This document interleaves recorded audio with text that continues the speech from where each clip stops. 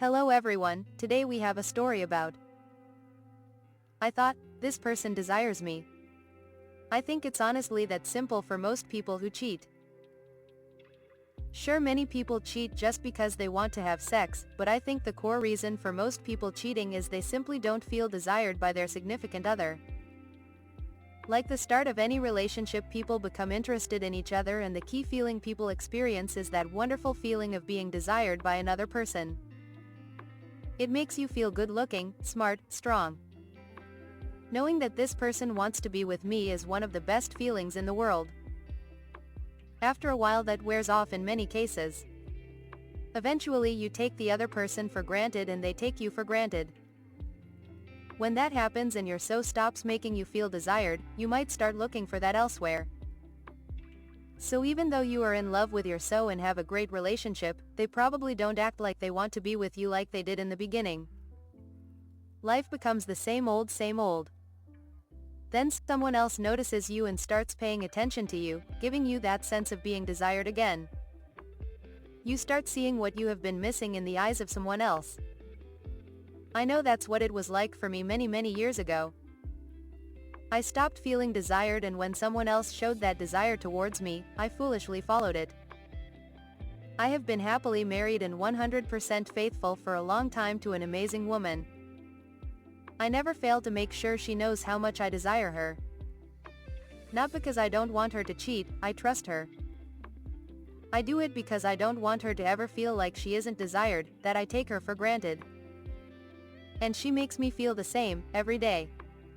The following story. It was complicated. I had been cheated on by my first wife with my best friend whenever I was deployed to sea by the Navy. And well, that ended in a complete bloody mess in court. But as these things do, I healed in time and got remarried. We were together for 20 years and somehow the two of us stopped talking to each other. We had a friend that played that up and then played us off of each other, and well, due to how things were between my second wife and me at the time, she made us both believe the other was already cheating. So as we weren't talking to each other, we both kind of thought, well, fuck it, if they are cheating on me, I'm going to do the same thing. So we cheated. She with a coworker that she knew I would get pissed about, and me with a woman that my wife absolutely hated.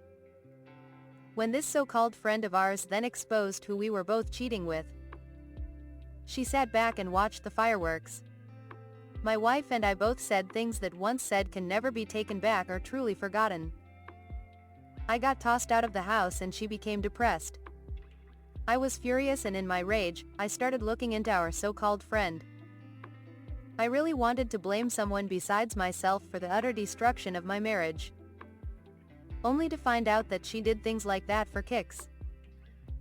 But my wife and I had gone too far with what we said, and there is just something you can't get over.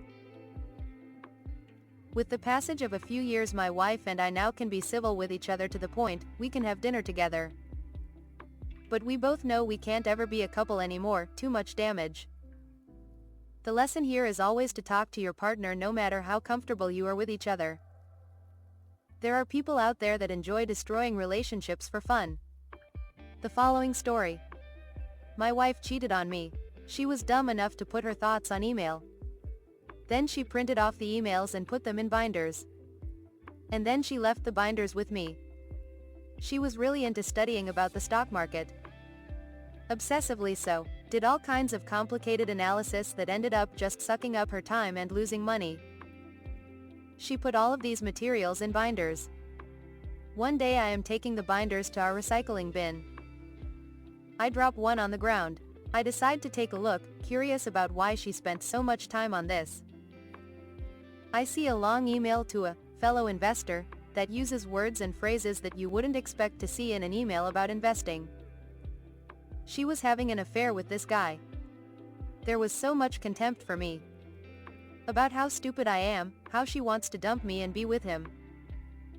About how she will take me to the cleaners, etc. I found this a few years afterward. He obviously wasn't interested. I was stunned, hurt, kicked in the nuts, wouldn't describe it. This was the person I had shared my adult life with, about 25 years. The worst part was the contempt and disrespect. What did I do? I made my exit strategy. Separated within 6 months, divorced within a year. Yes, paid a big financial price. But worth it. No way could I stay with a person who betrayed me so deeply and so contemptuously. A few years later I met a special woman. We're happily married now. I never explained to my ex and we have no contact. As far as it goes, I never felt she had the right to an explanation or forgiveness. I could forgive the act but not the contempt. Just wanted to share some insight into the selfish mind of a cheater. Thanks for watching, come back again.